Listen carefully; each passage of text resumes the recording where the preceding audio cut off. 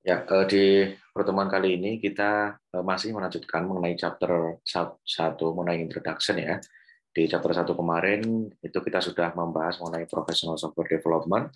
Nah, di pertemuan kali ini kita akan membahas software engineering ethic dan case study. Ini saya sedang share slide, terlihat ya? Terlihat, Pak. Terlihat ya. Oke. Kita kalau saya full screen terlihat juga ya. Terlihat, Pak. Ya, oke, berarti insya Allah aman. Kita akan lanjut saja dari terakhir ya kita punya itu yaitu ada soal ya yang sudah Anda kerjakan. Nah, sekarang kita akan masuk di software engineering diversity. Ada banyak sekali software dan jenis-jenis software system ya yang sebenarnya kita sudah pakai, kita sudah bisa rasakan bahwa itu beda-beda. Nah, berbagai macam tipe software tersebut itu tidak ada teknik perancangan yang paling baik, misalkan ya, paling baik untuk berbagai macam tipe software tersebut. Jadi ada misalkan teknik perancangan atau tools bantu untuk development gitu ya, itu berbeda-beda. Ada di yang satu jenis software itu bagus, di jenis yang lain itu tidak bagus. Jadi berbeda-beda gitu ya. Nah, kita bisa lihat paling tidak kalau mau dikategorikan gitu ya, aplikasi-aplikasi yang biasa kita pakai itu ada beberapa kategori di sini ya. Yang pertama ada standalone application. Ini aplikasi lokal atau yang misalkan kita install di komputer, di laptop, tapi dia nggak butuh koneksi internet. Ya, jadi aplikasi desktop gitulah ya, yang nggak butuh koneksi internet. Itu namanya standalone application. Termasuk juga mungkin kalau sekarang ya diinstal di HP gitu ya, itu juga termasuk standalone kalau nggak pakai internet gitu ya. Misalkan kita mau ngetik tapi di HP itu misalkan nggak butuh internet, itu berarti juga termasuk standalone application. Kemudian ada interactive transaction based application. Nah, ini aplikasi-aplikasi yang biasanya sekarang itu web gitu ya, web based ya, yang di mana yang diproses itu sebenarnya transaksi demi transaksi.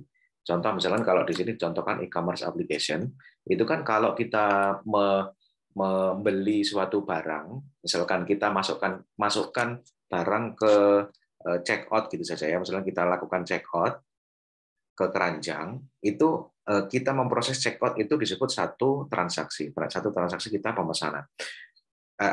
Transaksi memasukkan ke checkout. Nah, nanti dari checkout terus pembayaran itu satu transaksi lagi gitu ya. Nah, nanti dari pembayaran ke pihak sananya mengirim ke kita itu juga satu transaksi lagi. Kita mau meminta melacak barang itu juga transaksi lagi. Jadi transaction based application. Apa yang kita lakukan itu transaksional gitu ya. Kita proses sana kita minta sana memproses begitu ya. Transaction based application. Kemudian ada embedded control system, sistem yang ditanamkan ke dalam hardware gitulah ya. Maksudnya sistemnya itu ditanamkan dalam hardware. Embedded itu artinya kan jadi ditanamkan gitu ya. Contoh misalkan kalau pernah tahu ya di mesin cuci itu kan ada tulisannya fuzzy gitu ya. Nah, itu namanya embedded control system. Terus kemudian ada di perangkat-perangkat smart home sekarang gitu ya. Ada yang smart window gitu ya, ada smart apalagi. Nah, itu termasuk embedded gitu ya, karena sistemnya ditanamkan dalam hardware. Kemudian ada batch processing system, sistem yang dia itu ngeload data sekali banyak gitu ya, atau memproses data sekali banyak dan menghasilkan satu laporan. Contoh pemrosesan kartu kredit, transaksi kartu kredit itu dalam sehari kan banyak sekali gitu ya, banyak sekali, kemudian diproses di malamnya, misalkan jam 12 kurang sekian, siapa sih yang kredit di hari ini gitu ya, contohnya diproses di jam 12 kurang sekian, terus kemudian dieksekusi.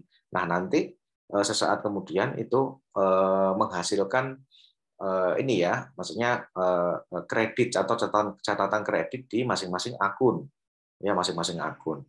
Sehingga satu kali data kredit kredit card gitu ya, satu kali data kredit card, misalkan ada orang pakai kredit card di hari itu diproses di jam 12 malam misalkan ya, kalau dulu gitu kan masih clearing gitu kan ya, jam 12 malam itu nanti terus proses data banyak, nanti langsung setelah diproses ada catatan-catatan kreditnya gitu ya di masing-masing orang begitu ya. Itu batch processing system. Jadi ciri khasnya yang dia untuk memproses data besar sekali, terus nanti sesaat kemudian menghasilkan satu output gitu ya, ada satu output. Kemudian ada entertainment system ya, aplikasi-aplikasi hiburan ya, musik, terus kemudian video player dan seterusnya. Kemudian sistem for modeling and simulation, ini sistem untuk memodelkan sesuatu ya, contoh sistem untuk memodelkan apa namanya kalau hujan gitu ya, memodelkan ketinggian hujan dalam 1 tahun. Misalkan kalau hujannya itu segini atau selebat ini, itu nanti dalam setahun itu ketinggian airnya, gitu ya, debit airnya dalam setahun itu berapa milimeter misalkan. Terus ada juga mungkin ini ya, memodelkan kalau yang kemarin itu kan yang virus corona gitu ya, memodelkan virus corona itu bagaimana caranya dia itu bisa menginfeksi misalkan. Nah, itu sistem untuk memodelkan. Ya, memodelkan sesuatu yang fisik, sesuatu yang ada di dunia real menjadi di komputer. Gitu ya. Oke. Terus kemudian kalau ada yang pernah lihat, memodelkan juga atau mensimulasikan juga kalau ada elemen-elemen di kimia gitu ya. Kalau misalkan Fe gitu kan ya, atau CO ketemu apa gitu ya, itu nanti jadinya gini. Biasanya kan ada molekul-molekulnya gitu ya, ada molekul gabung jadi satu dengan simulasi gitu ya, itu nanti akan membentuk apa. Nah, itu disebut juga sistem simulasi, pemodelan dan simulasi. Kemudian ada sistem data collection ya. Data collection ini sistem yang mengumpulkan data lewat sensor. Contoh sensor suhu gitu kan ya, sensor suhu, terus kemudian ada sensor-sensor yang lain, termasuk HP Anda itu juga bisa disebut data collection system karena sensornya banyak ya. Kalau dimasukkan kantong itu dia nanti otomatis bisa mati gitu kan ya. Ya tapi tidak HP Anda tidak khusus ya, tidak khusus untuk ini sensor gitu ya. Yang termasuk data collection system itu smartwatch gitu ya. Nah, itu banyak sensornya. Di dalam smartwatch itu memproses ya kesehatan seseorang, detak jantung seseorang gitu ya. Nah, itu termasuk data collection system. Kemudian system of system.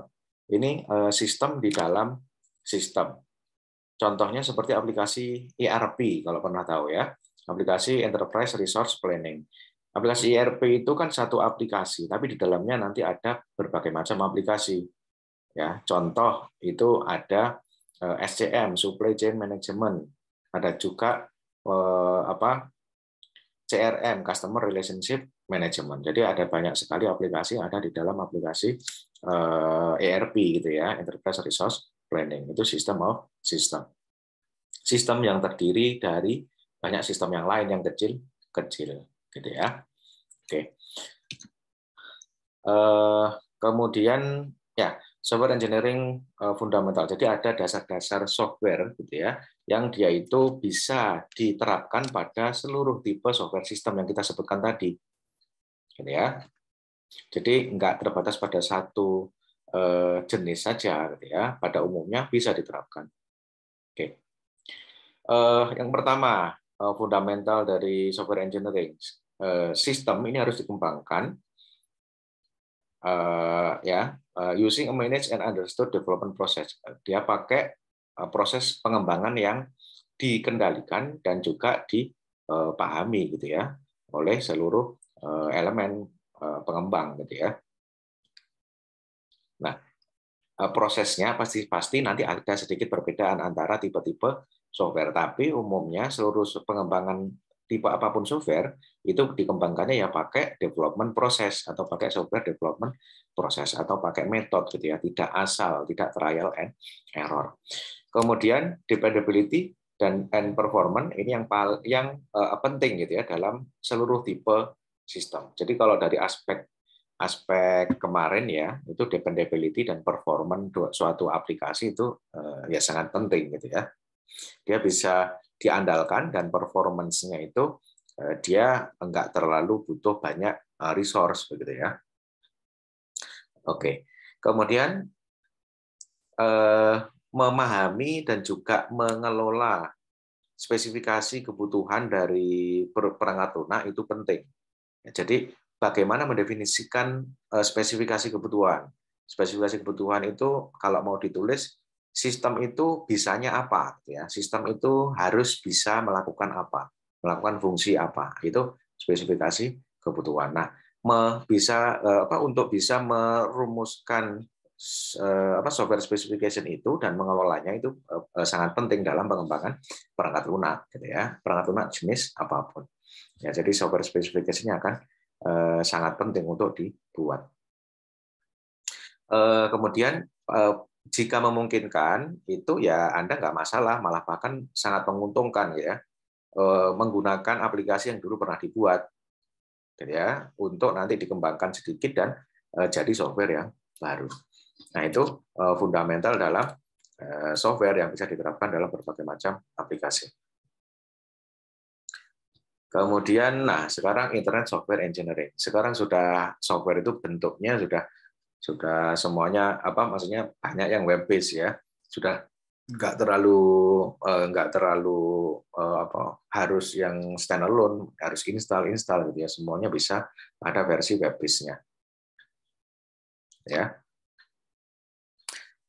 Ada juga web service, gitu ya, yang modelnya web service. Kemudian ada yang berbasis cloud. Ada berbasis cloud misalkan penyimpanan, terus kemudian ada Google Cloud gitu ya. Sekarang sudah sangat lazim. Kemudian ya web based system ini sebenarnya distributed system terdistribusi gitu kan ya. Yang ya sebenarnya kompleks gitu ya. Oke. Tapi prinsip-prinsipnya di dalam web based software engineering itu juga tetap bisa dijalankan ya di web based software engineering. Prinsip-prinsip fundamental dari software engineering tadi ya tetap bisa dijalankan. Oke. Di sini ada karakteristik gitu ya dalam web software engineering. Yang pertama ada software reuse. Kalau di web engineering atau web based system engineering itu software reuse itu sangat disarankan untuk dipakai gitu ya. Ya. Karena apa? Karena kalau misalkan Anda bisa membuat aplikasi yang baru sedikit dari aplikasi yang lama terus ditweak sedikit, nah itu nanti akan sangat membantu proses pengembangannya gitu ya. Nah, dan di web based system itu sangat mendukung untuk praktek yang seperti itu. Gitu. Kemudian ada incremental and agile development. Oke. Ya, web system should be developed and delivered incrementally. Jadi untuk membuat web based system itu perlu incremental ya. Jadi versi yang satu atau versi yang pertama misalkan. Nanti bisa apa versi yang pertama. Terus nanti ditingkatkan ada versi kedua, ada tambahan fitur apa. Itu simpelnya incremental ini ya, incremental. Kenapa kok dibuat seperti itu? Karena kebutuhan perancangan ataupun penambahan fitur sekarang itu semakin membuat aplikasi itu sangat jarang. Ya, modelnya itu gini, requirement-nya harus beres dulu, baru software-nya dikerjakan. atau baru kodenya ditulis. Itu sudah sangat jarang sekali model seperti itu karena requirement-nya sangat berkembang lebih cepat gitu ya. Harus ada fitur baru nih, aplikasi yang lain harus ada fitur, aplikasi yang lain sudah ada fitur baru, kita juga harus punya dong. Gitu ya, itu udah cepat sekali, jadi requirement-nya nggak boleh lama-lama gitu ya, nggak boleh sampai fix banget gitu ya. Jadi makanya dikerjakan itu incremental. Gitu ya, incremental itu sedikit tapi cepat dieksekusi, nanti ada potentially shippable product, jadi ada produk yang bisa dipakai di increment yang pertama, terus nanti ada evaluasi atau ada tambahan, nanti di increment kedua ditambahkan fitur lagi. Ya, ada evaluasi lagi di increment ketiga ditambahkan fitur lagi. Modelnya seperti itu gitu ya. Bukan spesifikasinya harus jelas dulu, semuanya fitur harus ditulis dulu, nggak boleh ada yang kurang, terus baru nanti dieksekusi, nggak seperti itu. Kemudian ya service oriented system. Nah, sekarang melewat atau web ya atau jaringan internet itu sudah bisa melewatkan sistem service ya, service. Terus kemudian ada rich interface ya. Kita lihat di website-website yang mungkin pakai rich interface ya, ada Ajax, ada HTML5. Nah, itu tampilannya kan sudah seperti kita pakai aplikasi gitu ya. Jadi sudah seperti kita pakai aplikasi desktop maksud saya. Nah, itu yang disebut rich interface. Jadi nggak hanya sekedar tombol yang teks yang bisa diklik saja kayak yang dulu gitu ya. Sekarang udah bentuknya ya button seperti button gitu ya. Nah, itu namanya rich interface. Bisa di-scroll juga ke bawah, bisa macam-macam, bisa seperti aplikasi standalone gitu ya di desktop. Oke, nah sekarang kita masuk ke etika ya, etika dalam software engineering. Nah, kita nggak sampai lupa gitu ya, jangan sampai lupa bahwa ya walaupun kita hidupnya itu di balik layar monitor, tapi ya kita harus memperhatikan etika-etika sebagai software engineer, gitu ya. Oke. Ya, software engineers must behave in an honest and ethically responsible way if they are to be respected as professionals. Jadi software engineer itu sama halnya dengan profesional yang lain, ya dia harus jujur dan juga harus responsible, ya harus etis, ya harus bertanggung jawab, ya supaya ya dia itu dihormati sebagai profesional gitu ya. Jadi apa yang ada di dunia nyata gitu ya, maksudnya di profesional misalkan yang tatap muka yang ketemu langsung itu juga berlaku juga di dunia software engineering gitu ya. Oke. Yang pertama ada confidentiality. Ada istilah confidentiality itu kerahasiaan ya.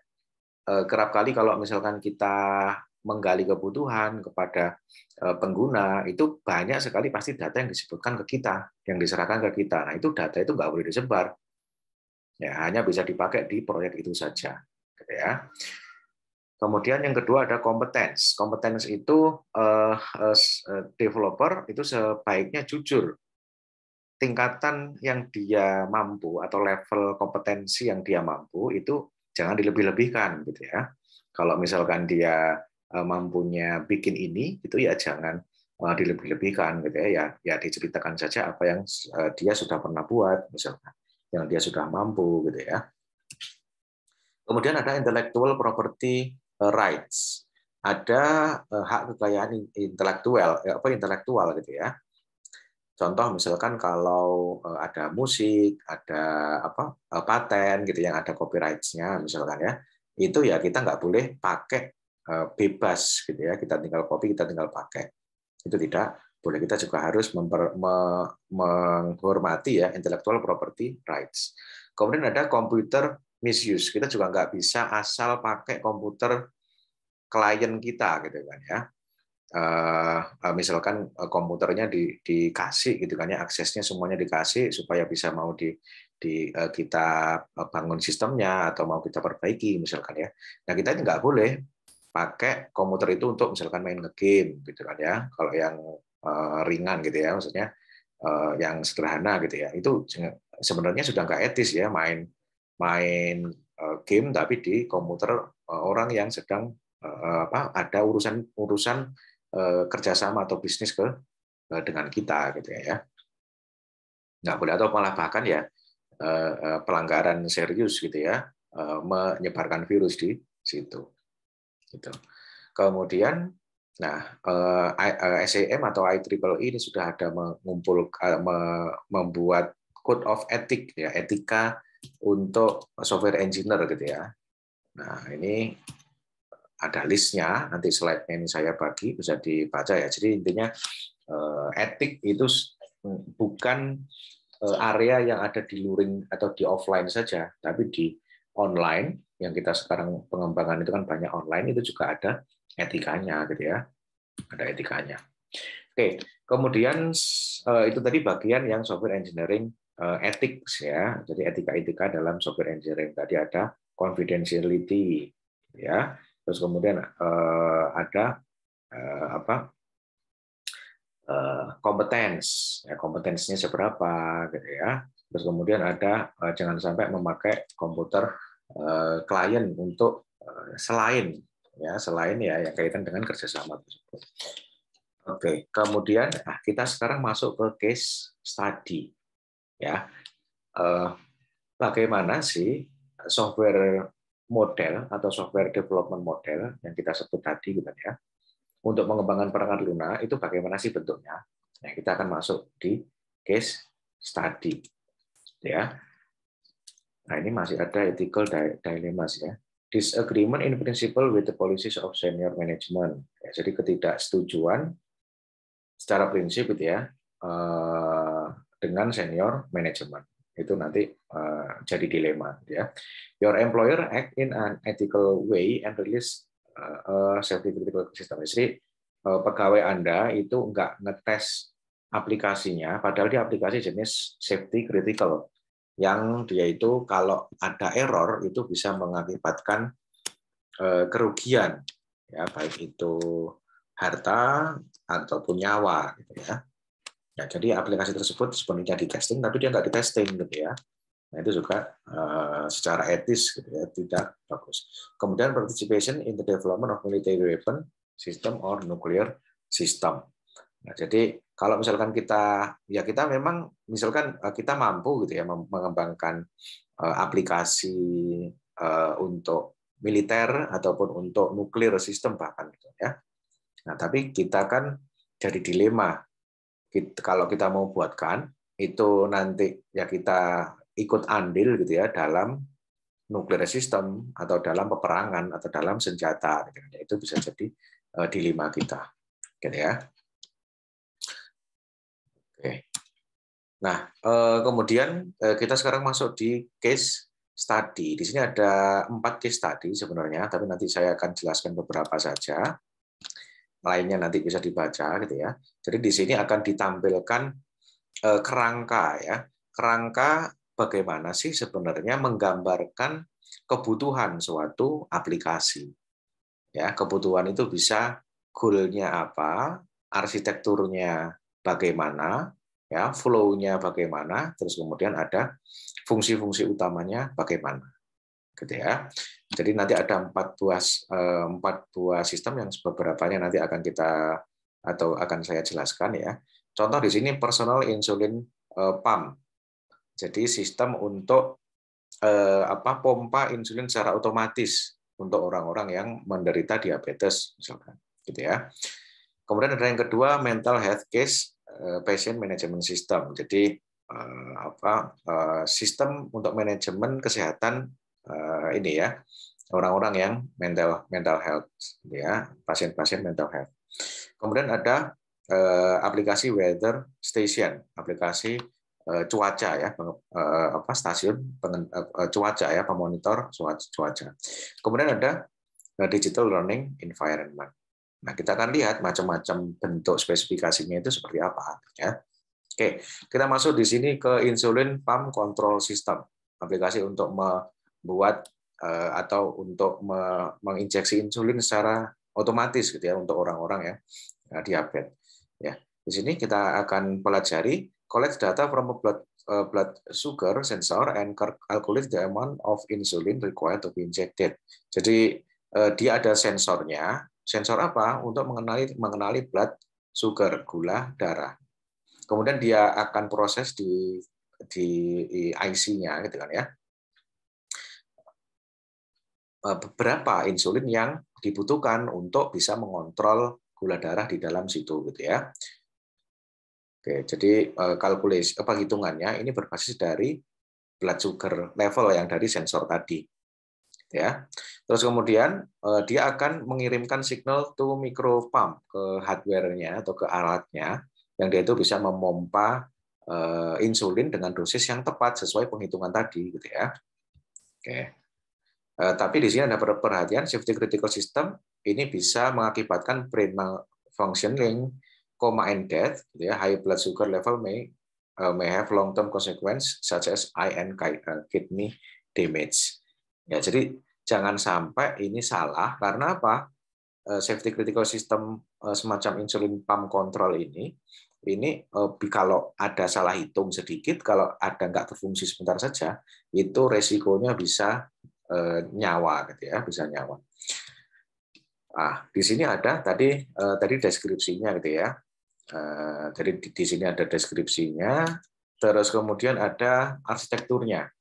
Nah, arsitekturnya di sini ada inputnya dia itu ada dari sensor dan ada dari clock, misalkan dari jam. Setiap berapa jam itu harus dipompa misalkan ya. Terus kemudian dari sensor kalau terjadi kenaikan secara tiba-tiba gitu ya gula darah itu insulinnya juga harus ditambahi sedosis apa ya. Dua input ini itu masuk ke controller ya. Dari controller itu nanti apapun keputusan yang dilakukan controller akan muncul di display dan juga bisa muncul di alarm gitu ya, bisa muncul di alarm. Jadi ada layarnya, ada juga alarmnya bentuk bunyi atau bentuk getar ya. Terus kemudian ada dia dimasukkan ke mesin pemompa gitu atau hardware untuk memompa tadi gitu ya. Nah, di pump ini perlu ada needle assembly. Jadi perlu ditambahkan jarum gitu ya, perlu ditambahkan jarum sendiri. Ya. Oke.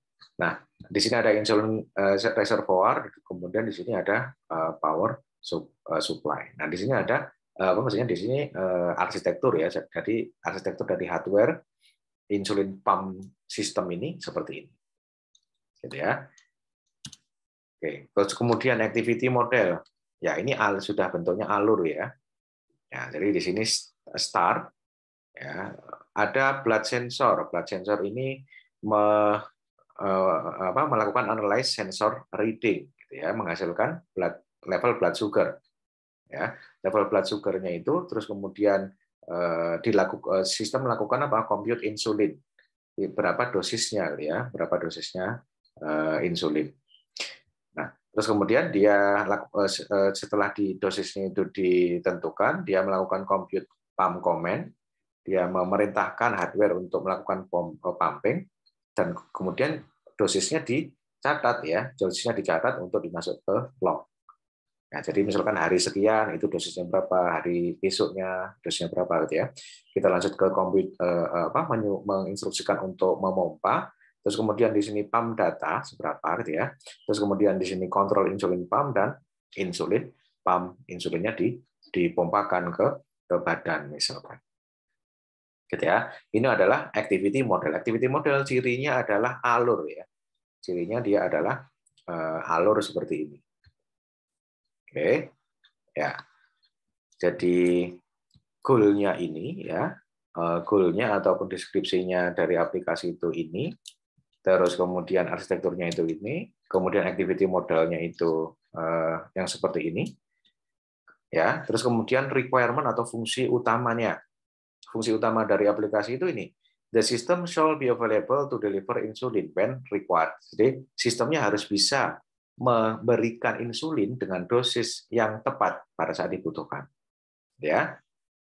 Kemudian the system shall perform reliably and deliver the correct amount of insulin to counteract the current level of blood sugar. Jadi yaitu levelnya dari insulin yang disuntikkan itu harus tepat ya untuk bisa mengatasi level blood sugar yang meningkat tadi, gitu ya. Oke. Nah, sistem ini harus didesain dan dikembangkan supaya alat ini tetap bisa memenuhi kedua requirement tersebut. Ya. Oke. Nah, itu tadi insulin gitu ya. Insulin pump system. Jadi ada goal-nya apa, ada arsitekturnya apa, ada flow-nya apa, terus kemudian ada requirement utamanya ataupun fungsi-fungsi utamanya itu apa saja. Nah, nanti di bawahnya ini juga polanya seperti itu. Ini silahkan nanti ini ya, silahkan dibaca. Slide-nya akan juga saya bagi. Langsung kita beranjak ke tugasnya. Ya, key point dulu ya, ke key point. Key point ini rangkuman dari seluruh pembahasan di minggu kemarin dan minggu sekarang, ya. Kita akan coba baca sebagai review ya dari 2 minggu ini. Ya, software engineering is an engineering discipline that is concerned with all aspect of software production. Jadi software engineering itu apa? Nah, jadi di sini disiplin ilmu gitu ya, yang dia itu memperhatikan seluruh aspek dari software production. Jadi apapun yang penting pada saat dilakukan software production itu disebut software engineering, ya. Kemudian essential software product attribute ini ada maintainability, dependability, security, efficiency, dan acceptability seperti yang kita pelajari dan kita sudah temukan contohnya yang kemarin, gitu ya. Kemudian ada bagian dari software proses ini ada spesifikasi, development, validation, dan evolusi. Itu alur utamanya gitu dalam software proses. Kemudian teori-teori fundamental tentang software engineering yang kita pelajari hari ini itu applicable kepada seluruh tipe sistem, gitu ya, berlaku di seluruh tipe sistem. Kemudian ada berbagai macam jenis ataupun tipe sistem yang masing-masing itu memerlukan tool yang tepat untuk pengembangannya dan tekniknya juga perlu tepat. Ini sama seperti yang tadi ya, fundamentalnya itu bisa diterapkan di seluruh tipe software system. Kemudian software engineer harus punya etika, gitu ya. Kemudian di sini harus punya ya, behavior-nya juga harus baik. Nah, di sini saya akan memberikan tugas ataupun aktivitas untuk minggu ini, ya. Jadi di sini saya akan menginstruksikan untuk tugas kelompok ya. Di sini kita belum punya kelompok ya. Sudah punya kelompok atau belum? Belum, Pak. Belum, Pak. Ya? Belum, Pak. Oke, jadi nanti instruksinya adalah buat kelompok 2-3 orang. Nah, kelompoknya ini akan tetap sama sampai akhir semester. Nanti nama form kelompoknya akan saya buatkan, bisa diedit, ya. Tapi pada saat pengumpulan sudah harus fix. Ya, 1 hari sebelum pengumpulan itu juga sudah harus fix, ya, nama kelompoknya. Karena nanti saya bagi pada waktu pengumpulan itu saya tulis nomor kelompoknya ya. Nah, jadi nama kelompoknya sudah harus fix nanti H-1 pengumpulan, ya. Nah, tugas kelompok ini itu adalah apa? Saya minta untuk membuat video presentasi, ya, membuat video presentasi bisa pakai Zoom terus kemudian direkam gitu ya, yang Zoom yang biasa atau pakai perangkat apa saja, ya. Jadi misalkan kelompoknya itu kelihatan semua presentasinya gitu ya. Yang pertama ketentuannya menampilkan wajah presenter. Wajahnya harus kelihatan terus gitu ya. Kemudian waktu presentasi ini 7-10 menit. Nah, topik yang dipresentasikan apa? topik yang dipresentasikan itu adalah semacam case study tadi ya. Jadi ada 4 contoh case study yang ada di dokumen ini. Nah, tapi yang Anda cari itu case study dari aplikasi yang didapat di literatur. Contoh misalkan Anda dapat skripsi dari Digilib UMM misalkan, atau contoh dari paper ya pengembangan aplikasi tertentu gitu ya. Nah, Anda sudah dapat papernya atau Anda sudah dapat skripsinya, itu Anda nanti di dalam slide itu menjelaskan yang pertama goal aplikasinya apa atau deskripsi aplikasi lah gitu kan ya. Jadi goal aplikasinya itu apa? Aplikasinya itu digunakan untuk apa, dengan kriteria yang bagaimana, apa saja hal yang merupakan goal dari aplikasinya itu dijelaskan. Kemudian ditampilkan juga dan dijelaskan, ya di sini kan harus dipresentasikan gitu ya, dijelaskan diagram arsitektur aplikasi. Ya, jadi arsitektur aplikasinya itu bentuknya seperti apa. Nanti kita akan Anda perlu akan menjelaskan. Kemudian yang selanjutnya diagram alur aplikasi. Cara menggunakan aplikasi itu bagaimana? Nah, itu juga dijelaskan. Kemudian ada juga fitur utama aplikasi apa saja, itu juga dijelaskan ya di dalam tugas kelompok tersebut. Gitu ya. Oke. Mungkin ini yang perlu saya sampaikan. Kalau ada tanya jawab sekarang ya, silakan ditanyakan.